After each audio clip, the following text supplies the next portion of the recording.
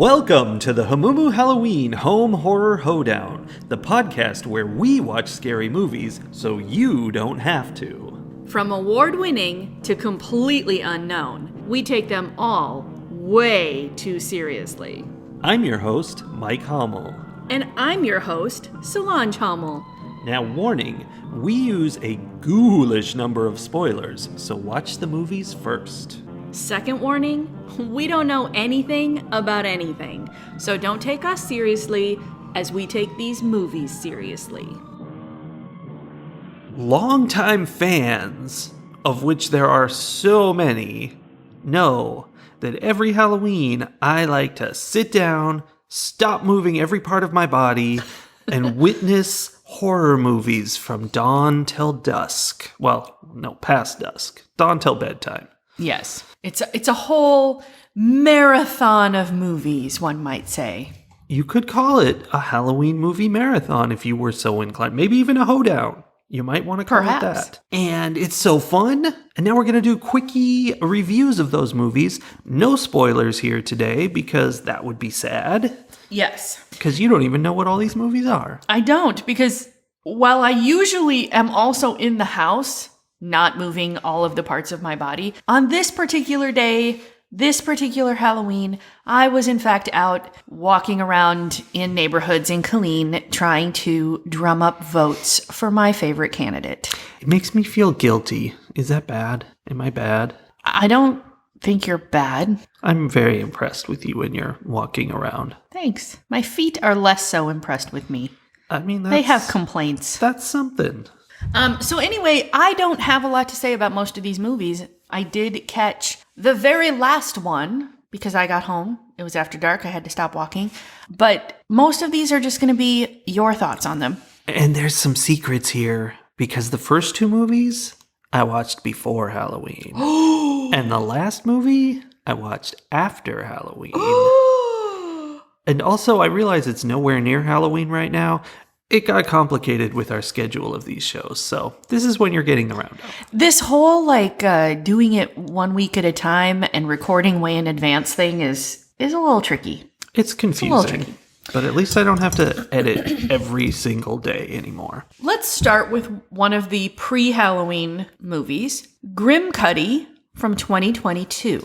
Yes, which you watched with me. I did watch it with you. I did not take notes, and since it's been more than 5 minutes since that movie ended, I may or may not remember anything about it. Well, let me tell you about it. On this podcast, we mention ASMR very often. Yes, we do.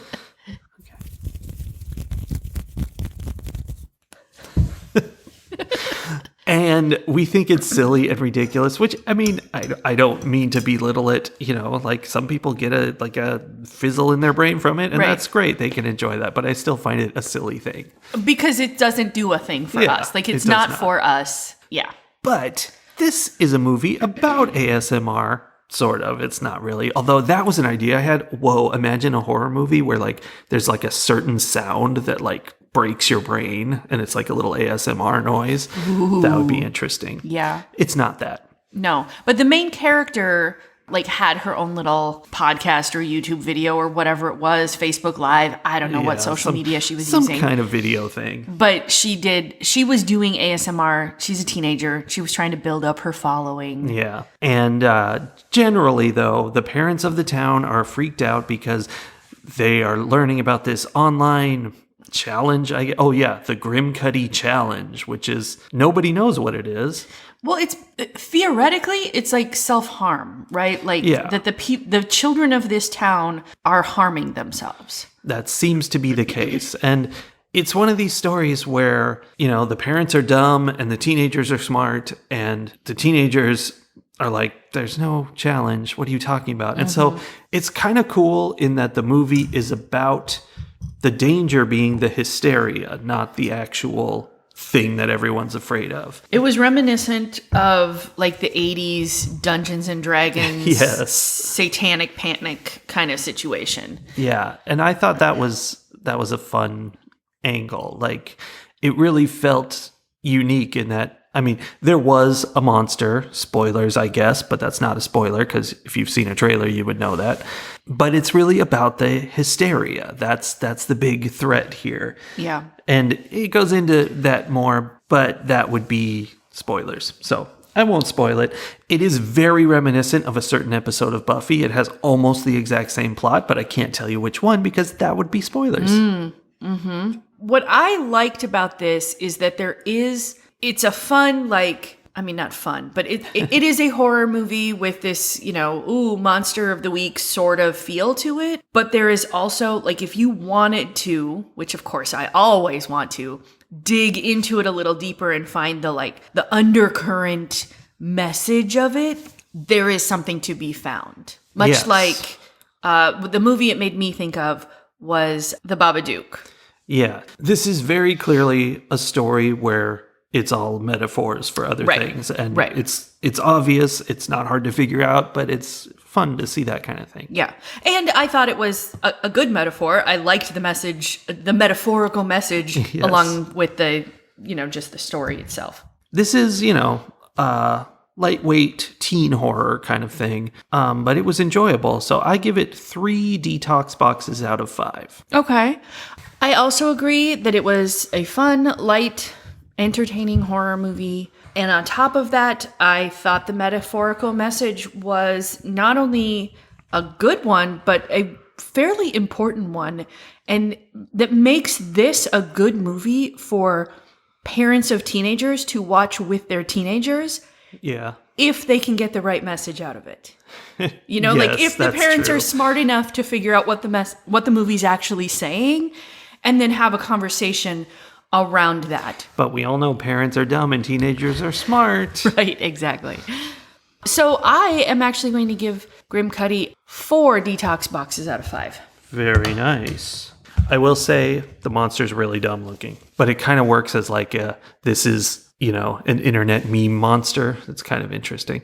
So now we shift into the ones that you watched without me, starting with Prophecy from 1979. What's this one about? This is an eco-horror film about the horrors of logging and how logging, as we all know, creates giant mutant animals. Oh, so Fern Gully style. I guess so, yeah. It's fascinating because this movie opens with every single social issue in the world at once. It's got an abortion story. It's got a tenement where people are getting bit by rats. It's got protests by Native Americans. All the stuff is going on. That sounds heavy. Yeah, it's very 70s to be. Yes. Back then, they were conscious of social issues is what was happening. There is also a raccoon attack in this movie. Was he rabid? No, he was... angry. Well, he was mutated by the logging situation, but not really mutated. It was just a raccoon. Okay. Also, speaking of social issues, we have Native Americans played by Italians in this movie. So you got that going for it. The 70s, man. That's not happening today. And fun note of interest, the monster in this movie, which looks, I believe one reviewer described it as a giant salami. It was the inspiration for Man Bear Pig in South Park. Okay. Yeah. I mean, that's something to put on your wall right there. It sure is. So, how would you rate Prophecy? It was not a good movie. It was a monster movie. It was cheesy and dumb. And it was very frustrating because the main character is he's there with his wife. He's investigating this situation. And he's completely oblivious to every concern she has. Mm-hmm. And I don't know. It was really annoying. Sounds like the 70s. It was the 70s for sure. So I gave it 1.5 giant tadpoles out of 5. Okay, that's not a super high score. It's not. That's not super high. I mean, this is I think it's kind of a classic of sorts, but I don't know. I've never heard of it elsewhere, and yet somehow it seems like it was a big deal. I don't know why I think that. Interesting. I might be just totally wrong. Just making that up. Yeah. I mean, that whole inspiring Man Bear Pig on South Park is... Yeah. I mean, that's how you know it was big. Right. Okay, so from Prophecy... We arrive at Halloween Day, which you started first thing with VHS 99 from 2022. Now, we watched an earlier VHS before, right? I believe that I have seen all the VHSs. I think we've reviewed at least one, maybe two. Okay. There are a series of them, and this fits right into the series. Although, let me start by explaining what it is. It's an anthology. Huzzah! I missed the one anthology we watched this season. And, I'm sure we can find more. Don't worry about that. And it's an anthology of found footage movies. So this was right up your alley. Yes. How many different stories were there in this anthology? I believe there were 5 stories and a wraparound. But that's one of the things about this movie is the VHS series has always been very much involved in the wraparound. Like it's about finding, an evil set of VHS tapes. And then the story of the people going in and finding them is the wraparound, and, something terrible happens to them. Mm-hmm. And in this movie, there is no true wraparound. The wraparound story is this video shot of, stop motion. A kid is filming a video with his action figures. And that's what it is. And it's all completely ridiculous. It doesn't mean anything. It's just for fun. Although it's weird because it kind of goes into one of the middle stories because that tape gets grabbed by his brother and his brother takes the camera and goes off and films that story, the middle story. Oh, so that's kind of interesting. Weird. Yeah. Each story in here is directed by a different person, and for the most part, they are kind of like we discussed in Dashcam earlier. They're that kind of found footage where, they have a gimmick, there's some little trick they came up with, and they really want to show off that trick. Like the story's built around, let's see this thing happen in camera, and ooh, isn't that exciting? Mm-hmm. So that's questionable. Like it's always a little weird, but it's kind of fun to watch. And I am actually not a fan of these VHS movies. They're kind of bad, and yet because they're found footage anthologies, I'm always coming right back to drawn to them. I've got to try the next one. And that's my thing with anthologies is you've got all these little stories, so you can always see the next one a couple seconds later. You don't have to worry about whether this one is bad. What is interesting is one of the stories in here, even though, each story is, 10 minutes long, 15, I don't know. One of them twists and turns about 3 or 4 times to become totally different stories over the course of it. Did it do it in a way that you could follow it, or was it just super chaotic? No, it was it was like the plot of a full-length movie compressed into 15 minutes. Interesting. It all made sense. I'm not saying it was great, but it was pretty fun. And another thing about it that was fun is that it was like a Nickelodeon game show. Well, at least that's how it started. We moved on from there. So, that was a fun idea for one of these was, kids sliding down a slide into slime. Mm-hmm. And wondering how that was going to go bad. Right. I'm not going to lie. Watching that show, I always sort of wondered how it was going to go bad anyway. So yeah, it's not a surprise. So how would you rate VHS 99? It was not terrible. It's cheesy yet dumb, kind of enjoyable. So I give it 2.5 jars of acid out of 5. Okay. Fair enough. Not terrible, but not great. Sure. I do want to come in with sharing a favorite quote from this movie, though. This kid calling 911. I'm calling about a girl with snakes in her head. A 911 operator responds, how many snakes, sir? Can't phase a 911 operator. No, they want to know. Nope. They got to get the details. So then moving on, the next movie you watched was Deadstream, also from 2022. Yes. What do you have to say about that? Let me tell you that when I'm left to my own devices to pick movies, a lot of found footage is going to sneak in there. I'm not actually surprised by that. And in fact, some found footage snuck in here with Deadstream, which is a found footage film. It's got a fun conceit because it is about a YouTuber who, he had whatever scandal. They always have a scandal. And he's done his apology video and everything, but he wants to get all his viewers back, so he's going extreme. So he locks himself in a haunted house and live streams the whole thing. And so it's got the comments in the corner, and he'll talk to the comments. He'll be like, "What? I don't know what you're talking about." Half the time the comments are going, "There's someone behind you," and there isn't. And he's like, "Oh my gosh." And so it's a fun idea, and it's pretty comedic because he reacts, like a YouTuber. He's like having goofy reactions to everything, but it's also super unrealistic. Like, after he's had horrible ghostly things happen to him, he'll still be like having goofy reactions to things and being like, "Oh, guys, look what I found. Isn't this interesting?" He's kind of Blue's Cluesy. And then when he gets scared, he'll swear, and then he'll be like, "Oh no, I mean, shoot, don't demonetize me." So that's kind of fun. Wow. So do you have a favorite quote from that one? I have two favorite quotes from this one. My less favorite is, Red Rover, send dead babies right over." Ooh. Yeah. That sounds like something a 6-year-old would say. It does. It's very Blue's Clues. And my other one was, "Oh no, ghosts love closets." Which is pretty funny. But overall, the movie, I mean, like I said, it's not really good because it's too silly for what it's trying to do. It's not a straight up comedy. It's like it's supposed to be a YouTuber really, being tortured and whatever. Mm-hmm. And yet it has this ridiculous tone. And it's got like an Evil Dead style to it to some degree. I saw people saying, like, "Oh, this is like if Evil Dead was found footage," and it's not. It's trying to do some of that, but it's mostly just kind of your basic found footage run around thing. Okay. How would you rate this movie? 2 potato guns out of 5. Okay. I don't think it was really terrible. It's just, it's a pretty bad movie though. Not great.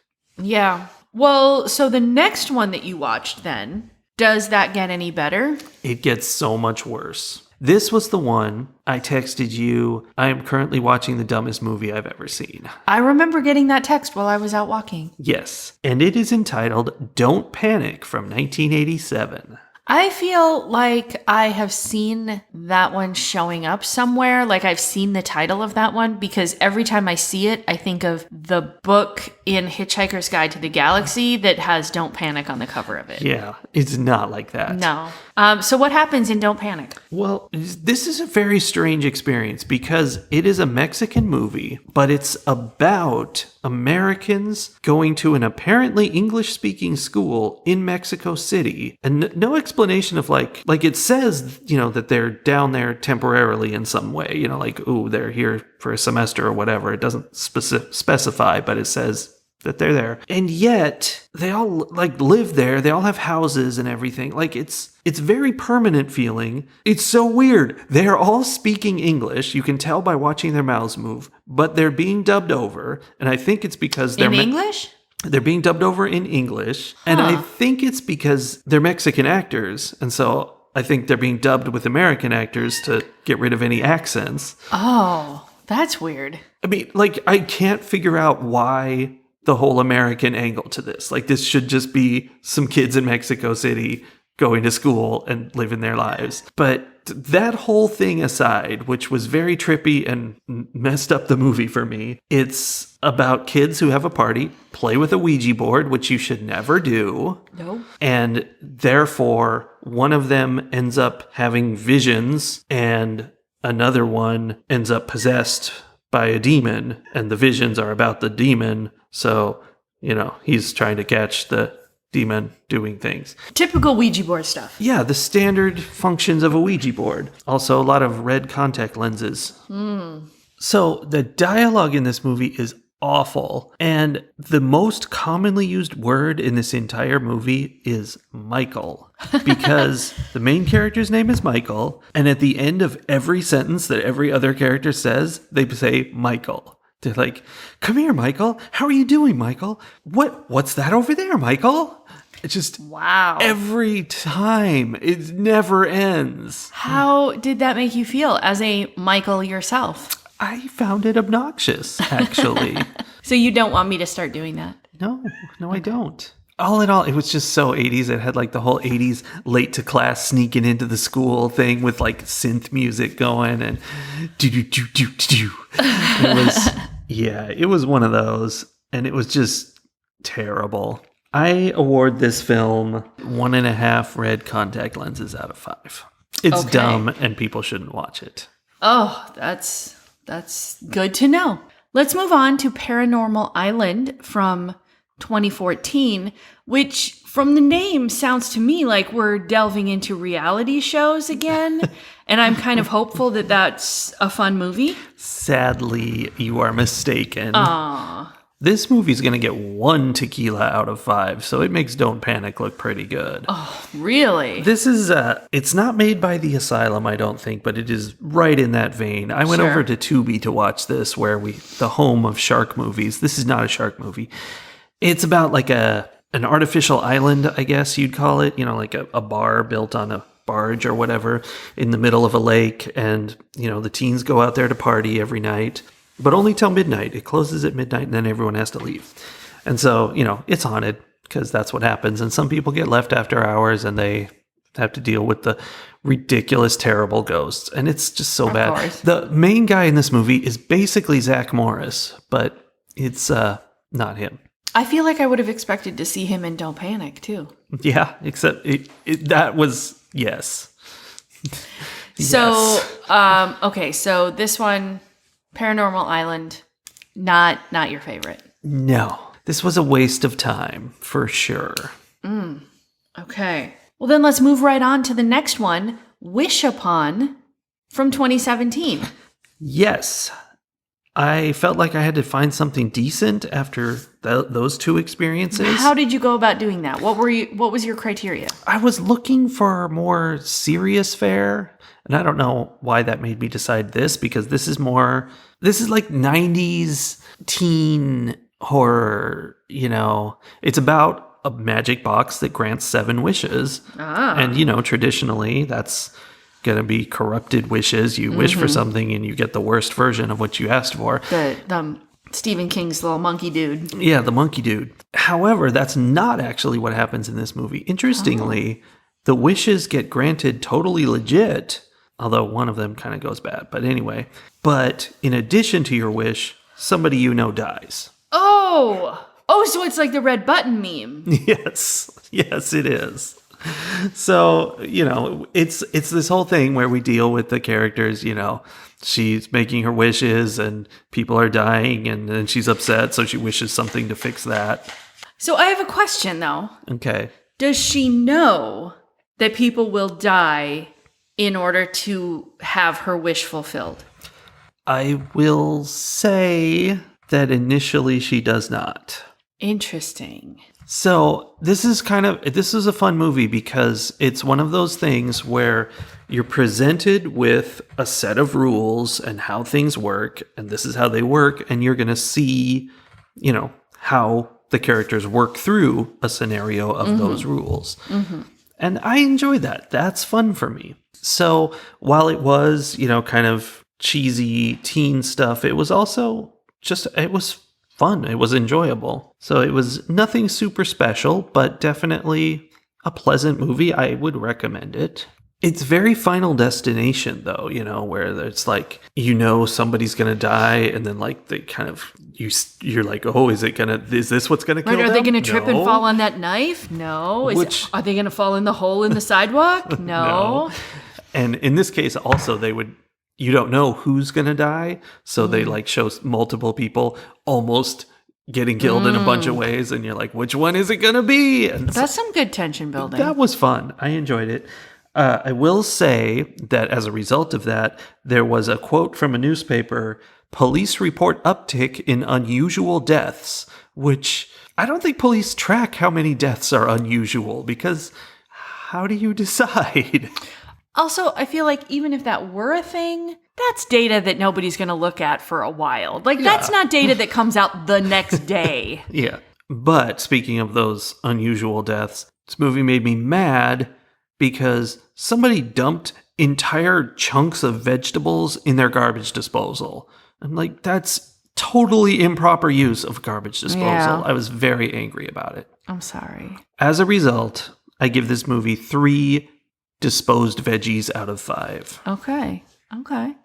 I mean, that's not great, but it's definitely an improvement over what you had been watching. Yeah, I enjoyed it. I give it a positive 3. Okay.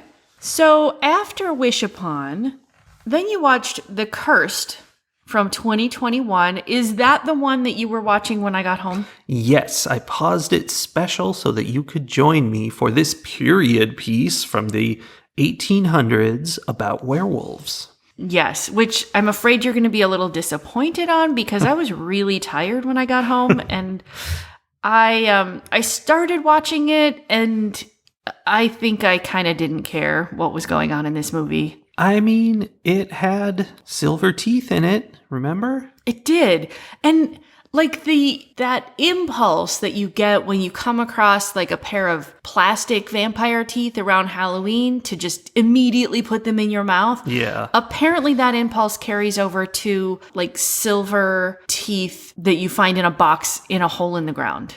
Yeah, buried with a dead body. Definitely put that in your mouth. Definitely stick that right in your mouth. Yeah. So that was part of what was interesting about this movie, is that it took werewolf ideas to new places and was very different from any werewolf movie I've seen. Like, it's this whole thing about a curse, and the metal teeth were involved in making people werewolves, and then the werewolves were the curse. They had to kill who they wanted to kill, and then there were branches coming out of people, and it was just an interesting new take on werewolves, which I liked. It also dealt with the racism toward the Romani people, who in this movie are called the slur gypsies, but it's very much addressing the fact that they were persecuted by the landowners in that area. Yeah, there was this whole bit where the guy who murdered them was like, it was just so modern of him, the way he was like, this other guy was confronting him and being like,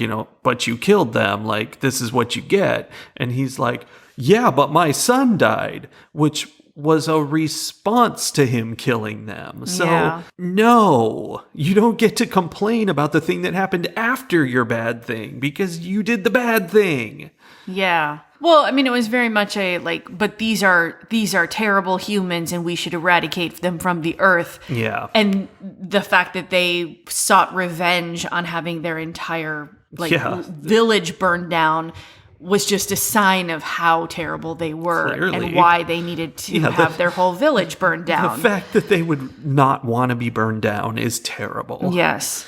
So, yeah, that guy was bad. The whole thing kind of felt like the Vivitch in, definitely in the period it takes place in, and in the somber tone, and especially the music. It had that same kind of music that they do in scary movies. And, like the colors and everything, it was just very gray and dead. So that was interesting. I like this better than the Vivitch, because I know people love that movie, but I did not. And this was surprisingly enjoyable, because I don't really go for the period stuff from way back. I feel bored with it, but I was enjoying the interesting way the werewolves worked and what they meant and how that all worked, and I found it interesting. I always think it's funny that movies that take place like in we figured out this was like the late 1800s, right? Movies that take place in that time period, we now have this idea that they wore very bland,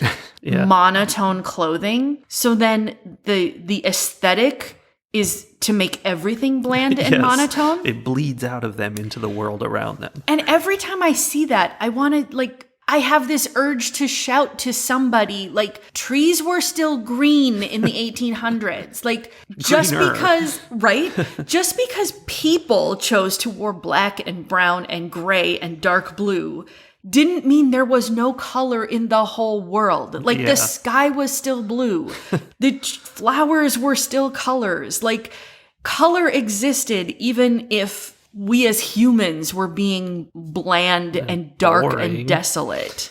It's like, it's so weird that that's what happens every time. Well, that makes me think of, recently I saw an artist's rendition of what Greek statues actually looked like originally. Where they have all these like ridiculous colors. They They were look like hideous. circus clowns. They were like 70s statues rather than something in the past. Because they're gray now because the paint is gone, not because they were gray statues. Right. They were marble statues painted with paint that didn't last. Yeah. So, I mean, who knows? There was probably lots of color on stuff people did in this era too. Although maybe not, because it was hard to come by and they were living in a rough era. Who knows? Yeah, I mean, I suspect it was more than we give credit for. And also, like, sure, there were the certain religious sects that were like, we can only wear black and brown because God wants us to be sad.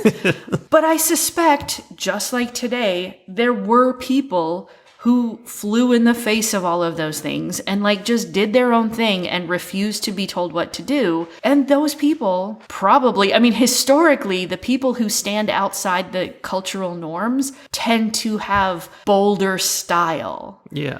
So, yeah, I mean, I don't know. Especially even, okay, think about this. When you imagine what Romani culture looks like. Yeah. What does that look like to you? That's like, colorful. I immediately see lots of color. Yeah. And, bangles and shiny things. And red and yellow and green. And now some of that might be inaccurate representation created by people who don't know what that culture is. But I suspect it's based somewhat on the fact that they stood outside the cultural norm of be sad, life is hard. Yeah. So, I don't know. Interesting. But this movie was very bleak. Of course. And who doesn't love a bleak movie, which is why I give this one 4 scarecrows out of 5. Okay. I'm going to abstain from scoring this one. I do not think that I paid enough attention to really give it any kind of accurate score. And I don't blame that on the movie so much as I was just really tired. And you're working hard. Yeah. I will say, though, that I stuck around and stayed awake because I was hoping to get an answer to a question that came early on in the movie, which was never answered. What? And I found that frustrating. Yes. So, I mean, I don't think that's enough to, like, say don't watch the movie, but... Yeah, the ending was a letdown. Yeah, I was disappointed in the end. Or maybe I was just too tired to, like, be excited about the options that the directors had provided us at the end. No, I don't approve of that. Okay. They set something up at the beginning, and then at the end they were like, and here we are back at that same spot. Bye. Yeah. I mean, sometimes you can set it up and be like, and now I leave it to the viewer or reader to interpret what might happen next. And other times that's just a cop-out. Yeah. This felt like a cop-out. So that took us up until bedtime. But speaking of staying up late, even though you were tired... I was ready for bed, but you were like, there's one last scary movie that you had picked specifically because for me it's to watch. Halloween. And that brings us to Rob Zombie's 2016 movie called 31. Just the numbers, 31. I feel like going into this discussion, we need to say that there are some somewhat spoilers in this discussion because Solee cannot stop talking about Rob Zombie movies. So I'm sorry. Let's begin. I always want to put a Halloween themed movie in my Halloween marathon because I feel like that's important on Halloween. Yes. So this was your Halloween themed Halloween movie. I guess it wasn't very Halloween themed, but it takes place on Halloween, which is why it's 31. Okay. And it's, it is Halloween themed in that this 31, this event that was happening takes place every year. These folks put on this event every year. This great event for everyone to enjoy. Yeah. Yeah. So no spoilers, I guess. I want to start by saying I never feel more conflicted than when I am watching a Rob Zombie movie. Yeah. Because there is nothing in these movies that appeals to any part of the me that I want to be.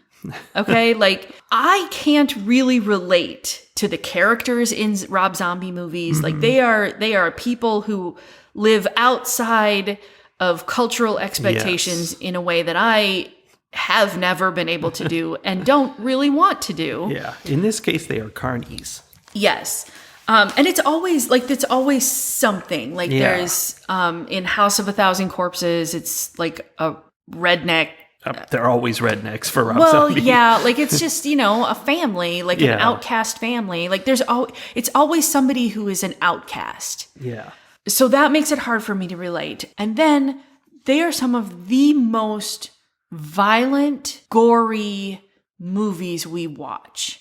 And that's not the kind of movie I like. That's not the horror I am drawn to usually. And yet, Rob Zombie's movies consistently fall in the top tier of horror movies that I've watched.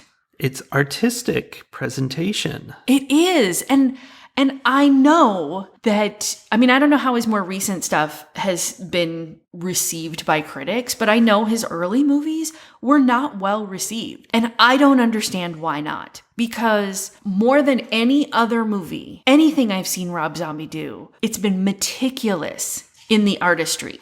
And by that I mean like every line, every action, every set, every paint stroke on every set. Like there is not one thing that if I were to look at it, I wouldn't be like, yes, Rob Zombie himself okayed that particular piece of graffiti in that corner of that dark room that nobody even noticed, but he made sure that it was there because it did something to set the mood in that room. Yeah, the environments in this movie, all of a sudden, like at the beginning, you're just like, oh, these people are on a road trip through the desert. It's gross and dusty. And then they get taken into the terribleness.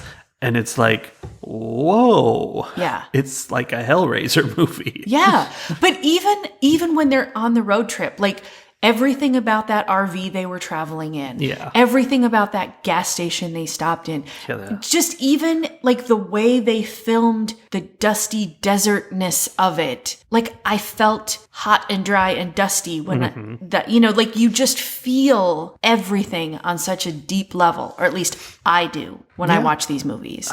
It's definitely very calculated and thought out, and it does something. And it reminds me every single time that art is not about something being pretty. It's not about something that you like. Often that's what we consider art, and that's the art that we're maybe drawn to. But every once in a while you come across something that is so repulsive, so off-putting, because of the level of artistry that has been put into it.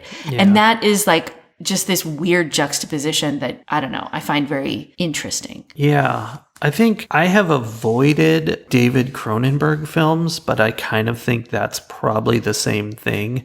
He does very body horror stuff, and I think it's kind of why I've avoided it.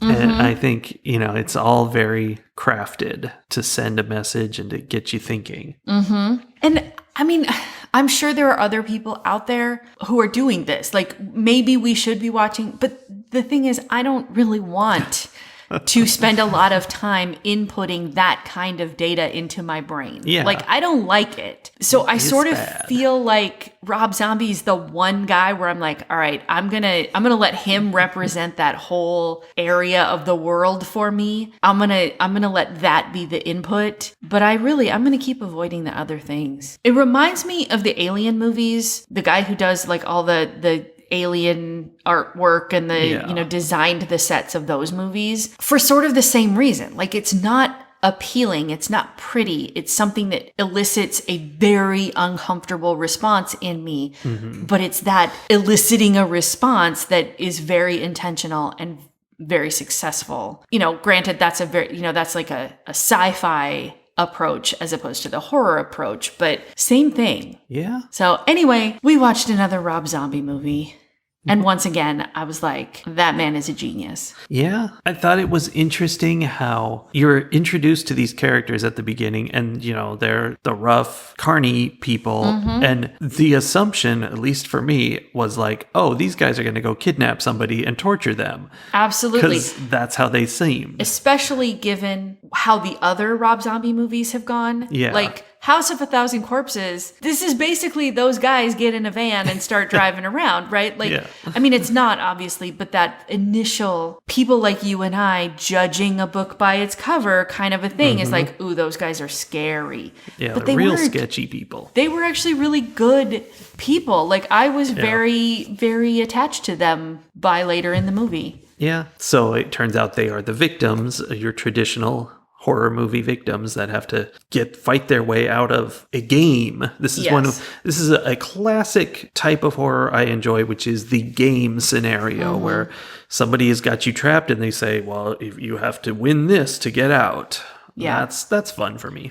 So this of all of the ones that we've talked about in this podcast, this is the one I want to like dive deeper into. I want to like I suspect this is already there. If it's not, I'm going to put some additional meaning into this movie. But I think Rob Zombie put this in there for us to find. There are 3 very distinct socioeconomic types in this movie. There's the very wealthy controlling the game class. Which are like over the top. Oh my gosh. Designed to really push that idea. So much so. And very like removed from the whole thing.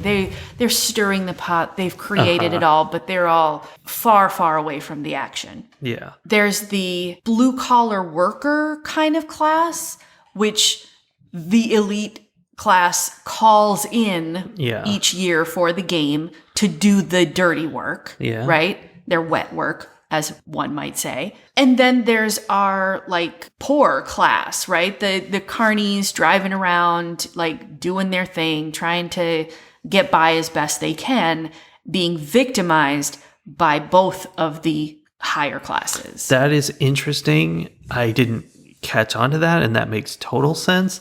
And there's a bit where either Psycho Head or Schizo Head, I don't know which, these are the kind of names the bad guys had, is trying to not get killed. And he's like, we're just like you guys. We're forced into this. And he's trying to make that connection to the poor people. And the poor people are like, yeah, you do this job.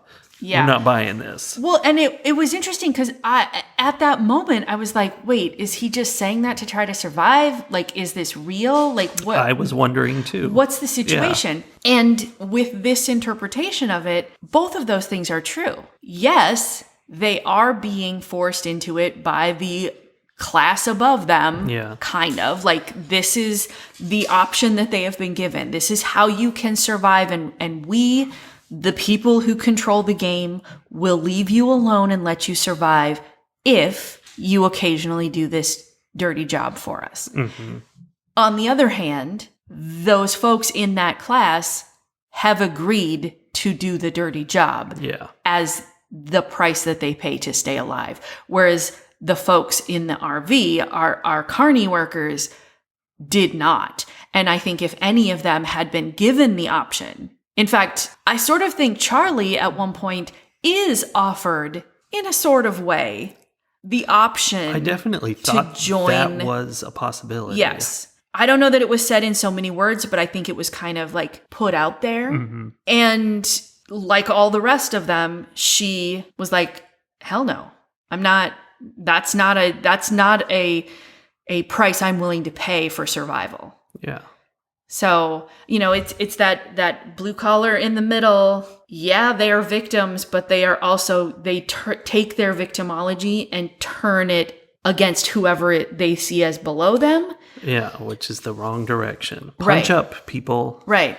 Which really ties into the political world today, that is so often the question of people, especially when someone mentions the word privilege. There's a whole lot of people who get very offended when their privilege is pointed out because they feel like victims and they refuse to acknowledge the fact that they are then victimizing other people in retaliation, as opposed to like trying to do something about it. Yeah, I mean, there are layers. There's not just them and us. I was having a little question because we have also watched a movie for next week already, where there's a lot of that like redneck MAGA political belief system in the movie. And I felt very differently about that movie than I do about the way it's handled in this movie.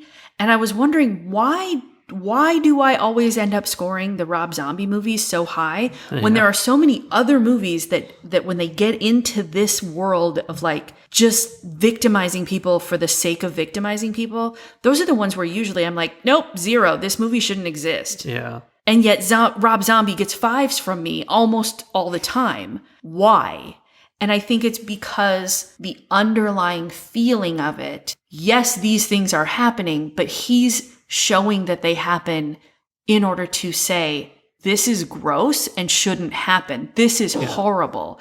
As opposed to taking something horrible and gross and kind of glorifying it or trying to like, see, our lives are hard too. Yeah. Justifications. I don't know, but it's a very different feel. And I am here for it in a way that I'm not here for some of those other ones. Yeah. I would express some disappointments with this movie. And this movie is not highly rated by people. I'm not sure, but I think this is one where like people have said like this is his worst movie or things like that, which I don't agree with. And I know you don't. But I do see some of the same disappointments people see, which is like, not to get too into what happens in the movie, but, you know, there's this game structure and it's kind of like they introduce these special characters and the characters come in and they have to deal with the special character. And the characters aren't that special is the problem I have with the movie. Like, you're like, oh no, who's Psycho Head, who I mentioned earlier? And it turns out Psycho Head and Schizo Head are actually kind of the most special. Like, they come in together, and it's like, ooh, they have a certain thing going on that makes them special and dangerous. But, you know, most of them, it's like, oh, this is just people trying to stab you. Like, yeah, they're a little wacky, but they're just people with knives. I think I see that, and when you look at it through the metaphor lens, though, I think that totally changes it. And I am all about the metaphor lens for these movies. Sure. So, but I mean, I hear that makes sense. The balance felt a little off. Yeah, like I wanted there to be, you know, with each of these introductions, it to be like, whoa, this is a new situation we're dealing with here. This is not just another person running at us with a knife. And it didn't quite feel that way. So I'm running through the different bad guys, the different like blue collar workers that come through. The first one is another outcast like themselves. It's a little person. Next, you have the pair who are sort of just like violence, right? Like they're just like murdery violence. Then you have another pair, death and sex. Yeah. Which to me, I'm like, okay, well, those are things that are kind of like, they're built into humanity, right? Like everyone has to face them at some point in some way.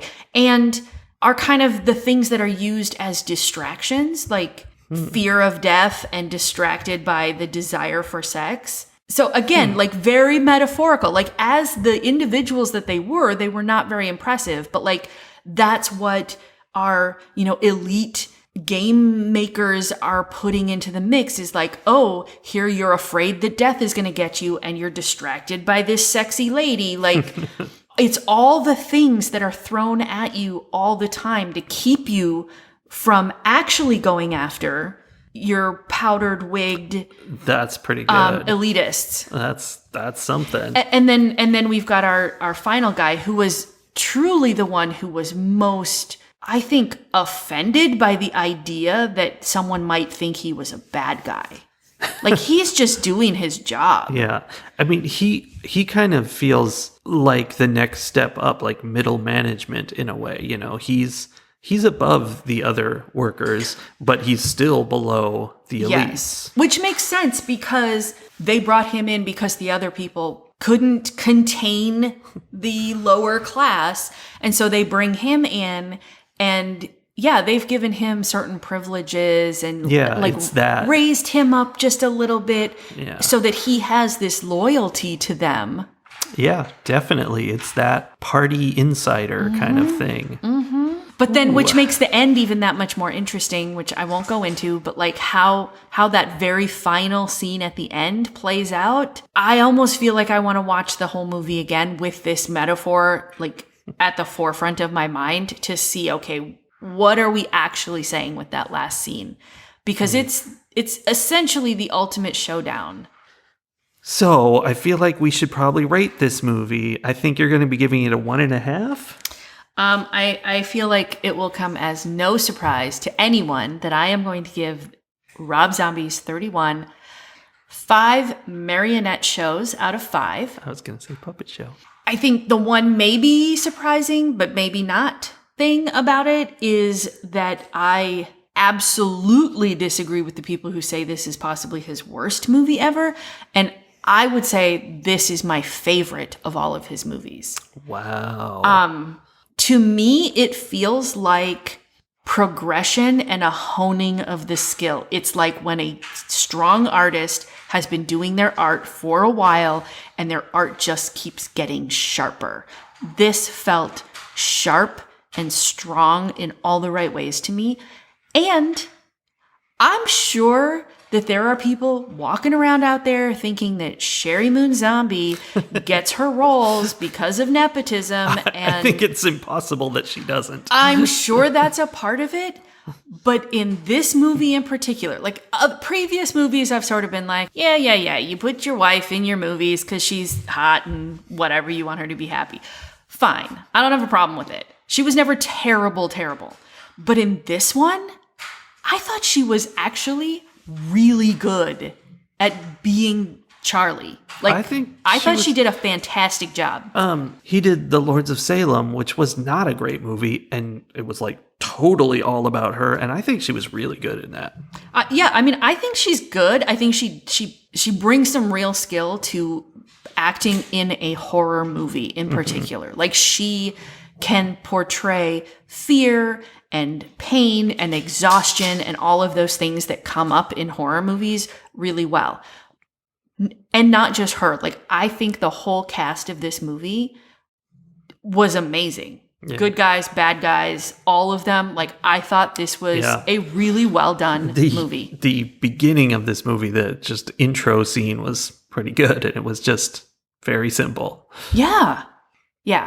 In fact, I would like to give this movie a 5+. What? Because it is everything that I want in a horror movie. And that plus is because the metaphor holds up so well to me, like beginning to end, every piece of it, which tells me the writing was really tight too. So 5+. Yeah. I'm still a Rob Zombie fan. Wow, that's good. It has been a very long time since we saw House of a Thousand Corpses, but I have this image of what it is in my mind that is better than this to me. Like, it's such a fun movie. And this is more of just a murder fest. And so I do not like this as much as at least my memory of that. Mm-hmm. But getting into that metaphor stuff, which I was just not paying attention to during the night, I'm going to put this up at 4.5 marionette shows out of 5. It was definitely a good movie, worth seeing. I don't know why it's not well regarded. I think people get a weird chip on their shoulder about Rob Zombie, and they do. You know, I think it is more of exactly what this movie was talking about, where there are the people who are in charge and they don't like the people who are outside of their sphere of influence. Yeah. And he is one of those people. And I don't know. That's my theory on that at any rate. I mean, it's like Michael Jordan playing baseball. It makes people very angry. Right? Know your place, Rob Zombie. So that ended our Halloween watching. It did. But then the next day, I headed out to do some more campaigning, and you watched The Haunting in Connecticut from 2009. Yes. My hot political tip for you guys today is check out postcardstoVoters.org. It's a website where basically it'll send you a bunch of addresses and what you need to say to them. And you just write out postcards and send them out. And it's basically telling people, hey, you should vote in this election. And it's, going to people who are likely interested in voting that way, but it's just a reminder to help them do it. I say that because the reason I watched this movie was that I signed up to do some postcards and I needed to sit around and do postcards. So I wanted to have a movie on. So I'm like, let's keep the marathon going. Let's keep it going. So how was this one? Well, this is a film that I have seen before at least once and possibly twice. That's not a good sign that you felt the need to watch it a third maybe time. I mean, why? That should be a good sign. Watch movies Did you over and remember over. that you were watching it a third time? I thought I had seen it before, but I wasn't sure. And I'm like, ooh, Haunting in Connecticut. Great. Let's watch a classic haunted house movie. And indeed, that is what you get. Feels like it's from 2009, but it feels like, the classic 90s horror movie. Mm-hmm. Just a basic haunted house story. In this case, it's about the teenager in this family has really bad cancer. He's going through chemo and everything. And so he's, close to death. So he's the one who's seeing spirits and interacting with them. And I really enjoy that much more than, most movies will give you a little kid who's like, ooh, Billy in the closet tells me I should murder my mommy. Uh-huh. And that's annoying. I'd watch that movie. We've seen a lot of them. That's annoying because, you get the bad kid acting and it's always kind of silly. And the kid is like interacting with this thing like it's real, whereas this is a teenager, so he's approaching it more like an adult, and it feels better. Mm-hmm. Anyway, it is what it is. It's a basic haunting movie. It's the kind of thing I really enjoy because they do their research, they figure out what's going on, and you get more and more pieces. There are things early on that are definitely clues that you might or might not catch. And then by the end, it all comes together and you understand the whole thing, which I love. Does it do that like montagey thing at the end where it shows you all the clues that you should have picked up on? Because I enjoy when they do that. My favorite is when they do that for something that happened literally in the previous scene. Yes. I love that. But no, they didn't do that. There is like kind of I don't know if it's a twist exactly, but thing at the end of this movie, a surprise that is pretty shocking and kind of cool. So it's a good haunted house movie. It's not deep. It does not have a metaphor about class in America. Or maybe it does and I just didn't catch it. And it's just a fun Halloween romp or Day of the Dead romp. Nice. All right. So what would you score it then? I would give it 4 eyelids out of 5. Oh, nice. Solid movie. Okay. Also, if you enjoy this one, you could always check out The Haunting in Connecticut 2, Ghosts of Georgia, which is about Georgia instead of Connecticut. And was filmed in Louisiana. Louisiana, yeah. I don't know anything about that one. I just thought that's ridiculous. All right. Well, that is a wrap on this year's Halloween Horror Marathon. It's always a blast. But we're going to keep the fun going by continuing to watch and review at least one movie a week, because who says Halloween has to be restricted to one day? That's just the man trying to keep us down. Absolutely. I say Halloween is forever. Yes. So we will see you next week with yet another scary movie. Ooh. Have fun, everybody. Happy Halloween several weeks ago.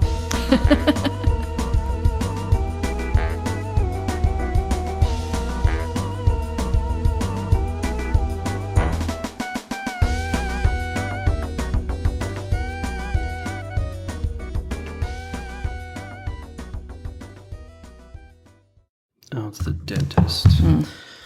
Crentist. Hello?